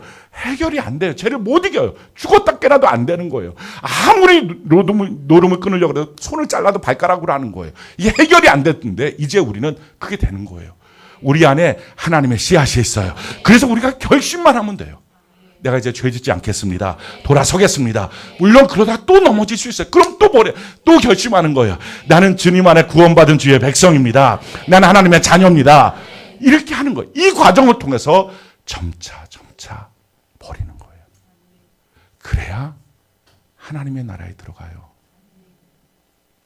이 죄를 갖고서는 못 들어가요. 자꾸 이걸 끊어야 돼요. 성경이 이렇게 말합니다. 히브리서 12장 4절 우리 같이 한번 읽어볼까요? 시작.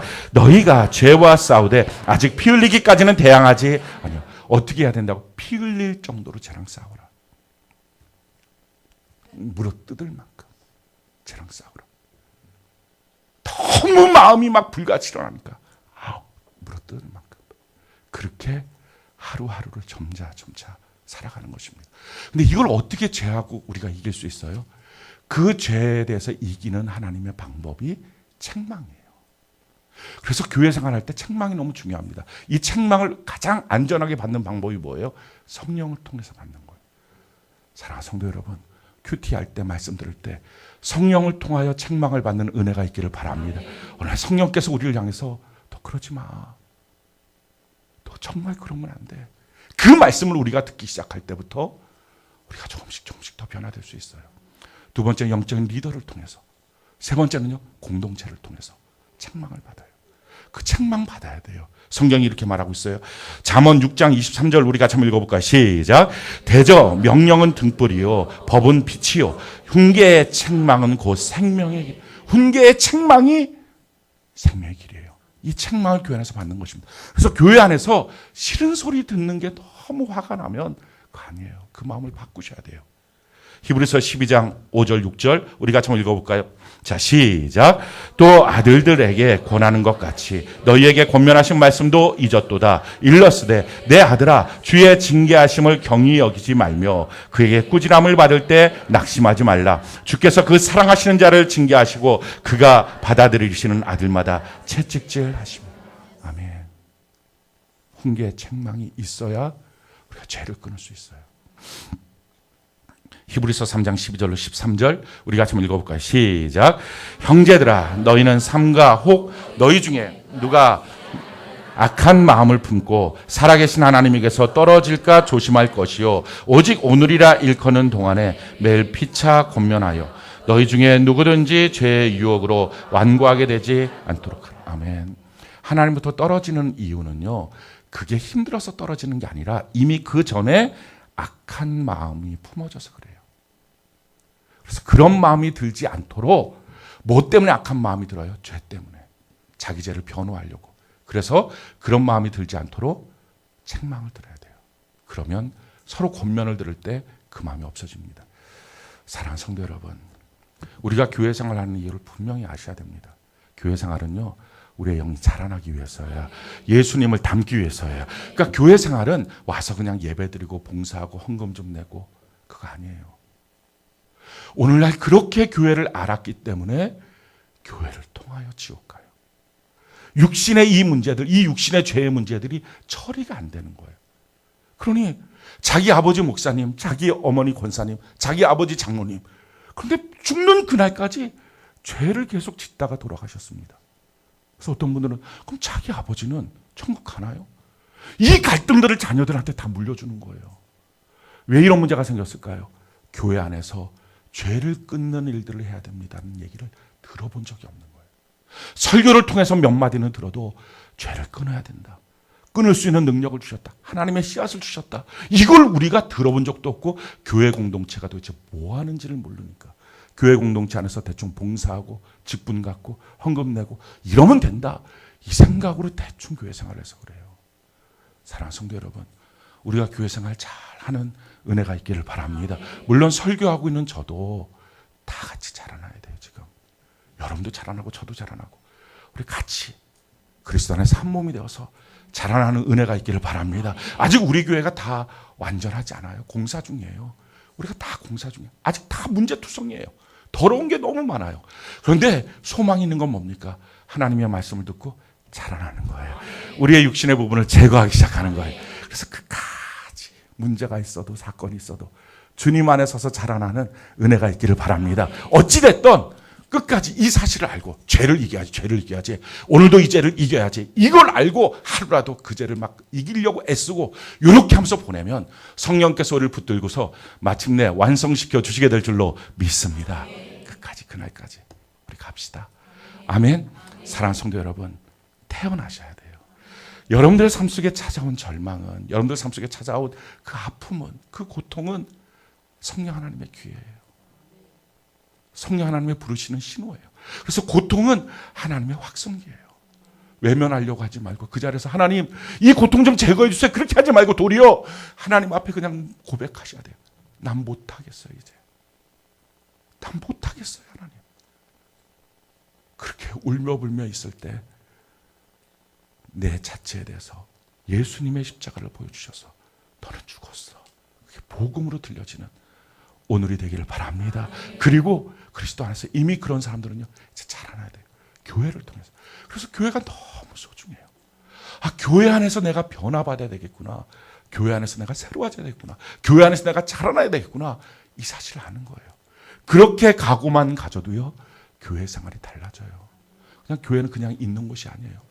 여기서 자라나지 않으면, 가정 안에서 자라나지 않으면 이 아이는요, 방치되기 시작하면 그냥 망가지고 마는 거예요. 여기서 자라나서 세상을 바꾸고 가정을 바꾸고 주를 위해 열매를 맺다가 영원한 천국에 들어갔을 때 주의 상을 받는 우리 모두가 되기를 예수님 이름으로 축원합니다.